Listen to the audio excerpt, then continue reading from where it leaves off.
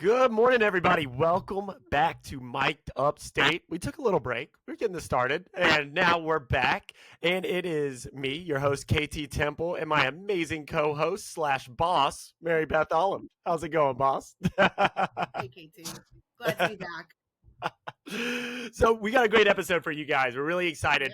Yeah. This is something Marybeth was very passionate about having on here, which is the 5 levels of leadership. It comes from the book John Maxwell. Marybeth, tell us about why you're so passionate about this.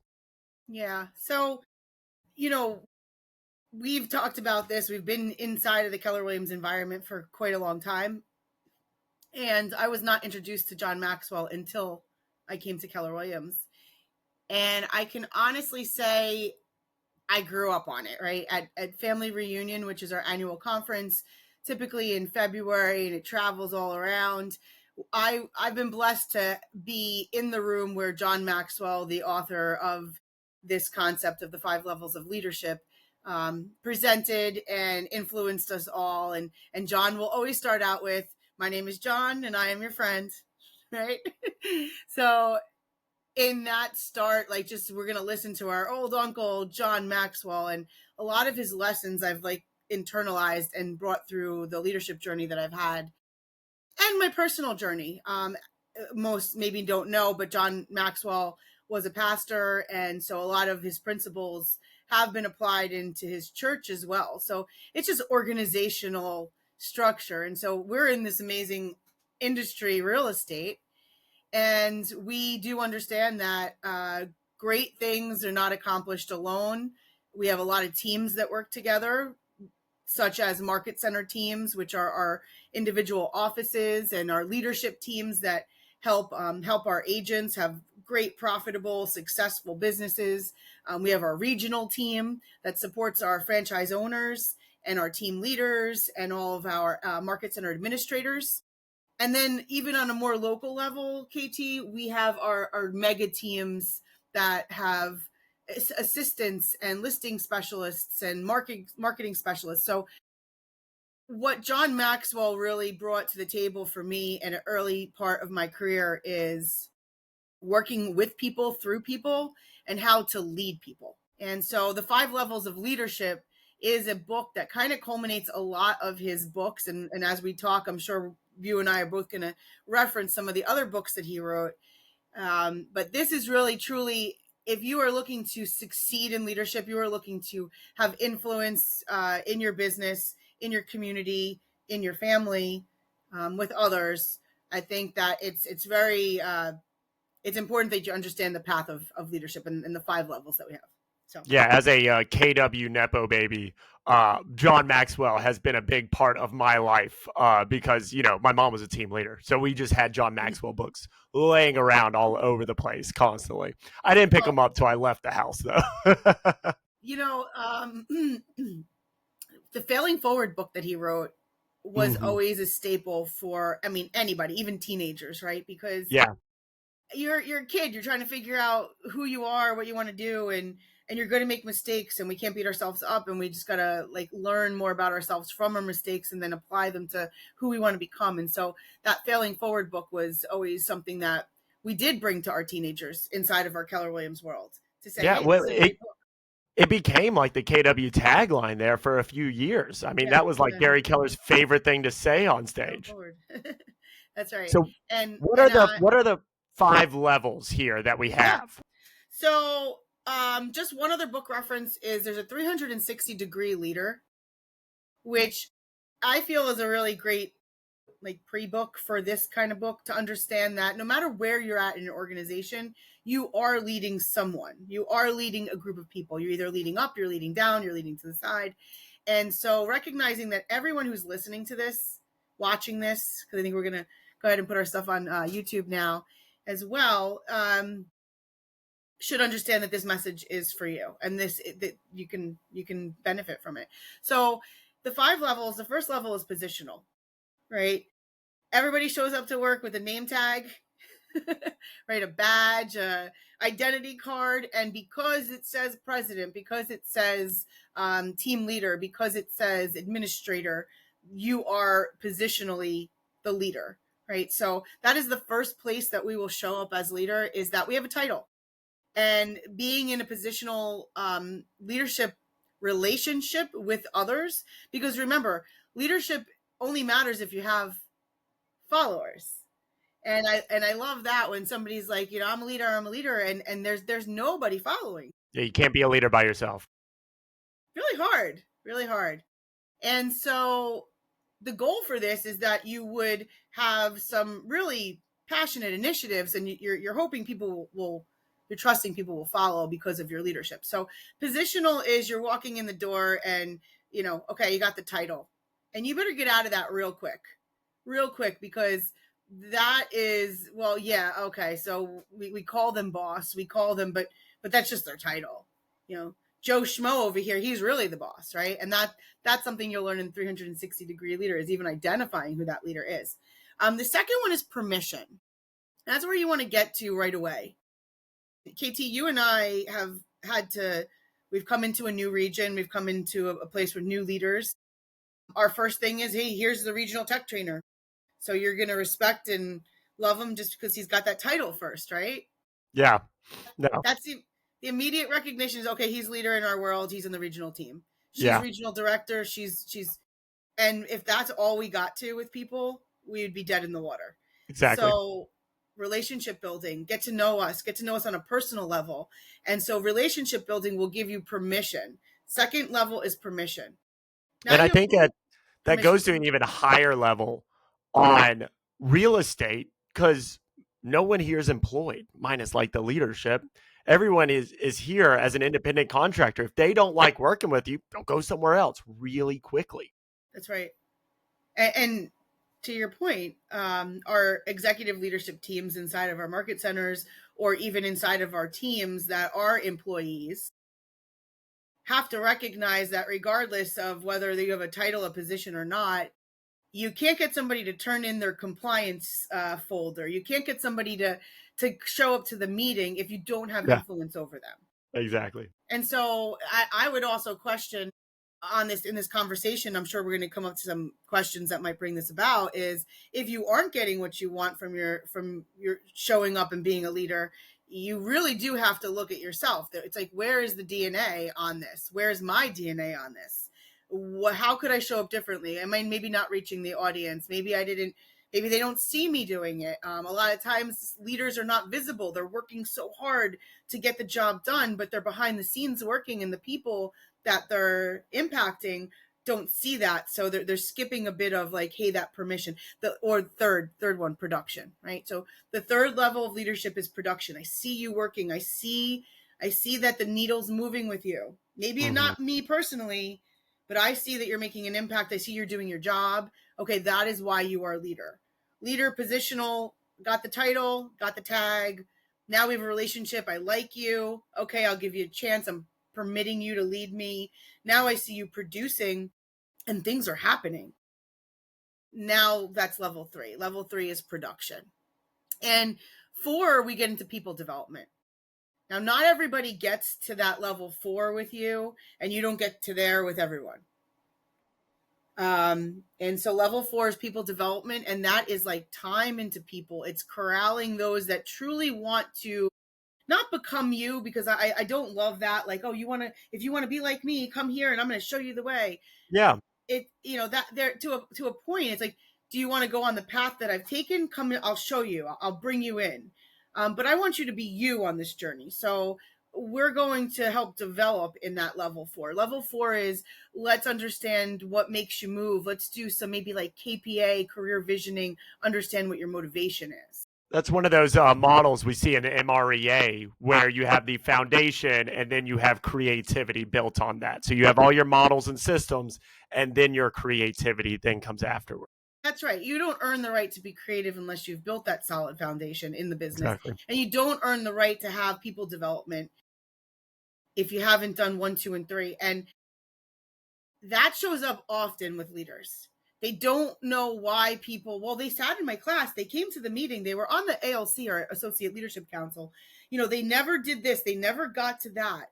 Well, they could have shown up for the movie, but the truth is, did you earn that respect with them? Did you truly influence them? Like, did they believe that that was the thing that they needed to do because you said it? Or was it just something they needed to check off the box, like they showed up to that meeting? And so that's what I mean by when I say, as a leader, like, you need to reflect and say, all right, where could have I shown up differently to get a better result? I wasn't looking for them just to show up. I wanted them to become somebody in that. Mm-hmm. And so you got to measure it. And then the last one, the fifth level is Pinnacle. And in the Pinnacle, the way you will know that you've gotten there, that there's a true respect level. Like, hey, think about the people in your world that you go, I have like the utmost respect for them. You know, most in our world would say Gary Keller has had longevity. He has always fought the good cause for the agent. You know, all the good things, right? So who is that person that you absolutely have that respect for, that pinnacle? And ultimately, that's when you can replace yourself. That's when you can, that's when you're creating opportunities as a leader, and you are only getting to 5 with a few that then are maybe they're in business with you. Maybe they've helped you create other companies and businesses, or they've taken over for you, or you've passed the torch to them because they've climbed that ladder with you. And just to say one more thing, because it's really important that we know this, we're at all different levels with all different people at all different times. Like the person we meet today in our classes, or today at a consultation, will not have the same level of leadership relationship with you as maybe somebody you've known for a year and you've been coaching weekly. Yeah. Or, you know, so I think that's really important, knowing that this is not, you're not just at level 5 and you're at level 5 for forever now. Every relationship you have, there's a different level that you are on or participating in for someone else's life. Yeah. And also, I mean, like, if you've only really gotten to level 3 with somebody, it's on the production basis, and you haven't earned the right to develop them as a leader, and you jump over to trying to replace yourself with somebody like that, I think you then come in, you know, you've shortchanged yourself. And so as a leader, being committed to go through all 5 levels with somebody that you truly care about, that you want to take to the next level with you, is also a good way to use these 5 levels. Not only just to assess, hey, you know what, this person, this is where we're going to get. That's kind of okay. But the people that you truly have identified, that I'm going to take them with me, just ensuring that you're hitting all of those rungs on the ladder. And it is a ladder because you do go up it, right? You are going to reach level 4 without truly getting to level 2, which is the relationship building.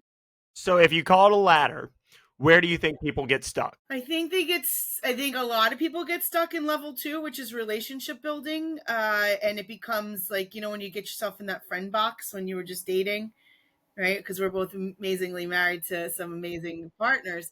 But when you get yourself in that friend zone, it's because, or hey, as an agent, let's put it this way: you go on a listing appointment, and it's like, oh, me too. Oh, me too. Oh, yes, I like that. Oh, yeah.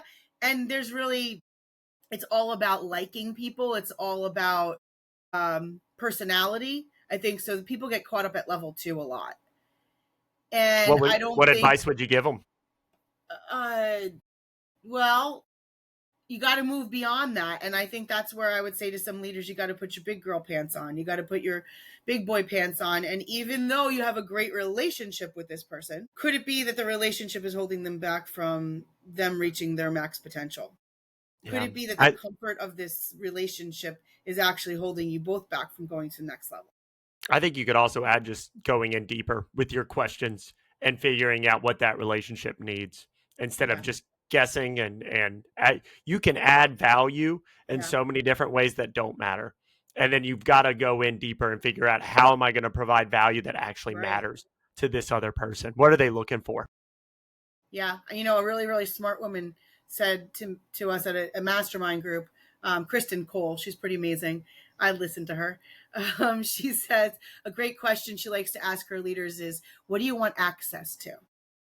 What do you want access to? Because what KT wants access to is going to be different than what Marybeth wants access to. And if I could be that leader in their world to get them access to that, it's not really about how much money they made or what award they got. It's, did they get access to what they wanted? And if it's money, then that's what we're after, right? And if it's something else, but I understanding. remember one of my bosses would get, because I was like 24, she would get so frustrated. She'd be like, "What do you want, KT?" And I was like, "I'm just happy to be here." And she goes, "You're Yeah. making this so difficult for me to figure out what your carrot on What the do you stick really is." want from me? I just I had was like, you. I can't believe I got this far. Right. And so we put our like projections on people as to what they're going to be happy with, what they're going to think as leadership, what they're where they want to go with us, where they want to grow with us. Sometimes I think the other thing is you ask like where do they get stuck, is sometimes we want more for that person on the other end of this relationship, and we Yeah, think they need to go to that next level. And if we just really checked in and listened more than like talked, or it would be, they don't really want to go there, and it's okay. Let's just cast the net wider and go find the people that do want to go there. We can't make people be places where they don't really want to be. So yeah. I got stuck in that. When I first started off, it was you need to become a team leader. You need to, and then I right, became a team leader, and I was like, oh no, I I want to don't go want to back. do this. Yeah, yeah, yeah. I Yeah, was thriving, and it just wasn't the right position for me at that time. It yeah, could definitely become something later on, but at that time, I was thriving in where I was, but I had the wrong carrot. I yeah, had that wrong goal in mind. And I just didn't know. It took self discovering me. I didn't know. My people coaching me didn't know until we got there. And that happens. I think, it goes back to that failing forward thing you yeah, said. In a lot of this, as you develop yourself being a leader, you are going to have to also fail as a leader constantly to get on any of these ladders, and being okay with that. One of the first words when you were talking about permission that I thought of was the word humility, and just being okay with you're not going to reach that personal level, not with everybody and not all the time with everybody you have it with. you're not. And another great leader shared with me, look, they're not always going to like you, but they need to respect you. And how do you earn respect? You don't walk in and be like, oh, I need respect, right? Like that doesn't work. You walk in by rolling your sleeves up. You walk in by literally climbing this ladder. You walk in with, yep, I'm the title. Guess what? You're stuck with me. Let's do this, right? Let's roll up those sleeves. Let's get to know each other. And what do you want out of this? And let me help you get there with you. So it's just, if you're a leader in our world, this is something I would encourage you to like lean into and see, hey, where can I see some opportunities for my relationships? Maybe I'm not getting what I want from this or that, and I would look and say, where am I failing, or what support might I need? at, And go at its individually, right? Like look at people in your life Yeah, and rank yourself. Like, where are you? Not necessarily just like I'm number 3. Well, if you're looking at it independently, you say, all right, I'm a 3 with this person. I'm 5 with this person, but I'm a 1 with this person. And really scale yourself, and that might help you figure out what the next steps are. and as I've done that over the years, you start to realize, hey, why am I a 9 with this one? What have I done right with this one? Why is this relationship over here only at level 1, where this one over here is level 5? Why? And then it would be honestly taking a look at yourself, saying, have I spent enough time on this person? Is this the right person? Do I want to? Right? Like, so you'll learn a lot when you assess where are your relationships, and your most important relationships. We should be getting to level 5. I will say one last thing is, when you look at somebody like John Maxwell, and I look at his journey over the years, we've had him come to our conferences a couple years in a row. I've had the pleasure of seeing him locally for some of our market centers, brought him in, and he himself has gone to level 5 with so many of his coaches. He took his, I am John, I am your friend, I'm showing up at these conventions and speaking this message and this leadership, and he's got a passion for leadership, and he turned it into like an amazing coaching company where people are getting certified John Maxwell coaches all over the world. But it wasn't just because they paid for it. They climbed the ladder with him. So I just want to encourage us to use some of these models that are readily accessible and are proven strategies to be a better leader in our local markets. Well, looking back for you, which level do you think defines your current leadership journey, and what steps do you keep taking to continue to grow? I do recognize that I've been at level 5 with some people, and that has been, time on task over time, and failing forward with those relationships, and picking, having some bruises on the knees, and I can recognize that. Here in the region, I would say, I'm beyond the level 2 with a lot of people, like that permissional, like personal relationship. But level 3 is where we're doing production now, and producing results.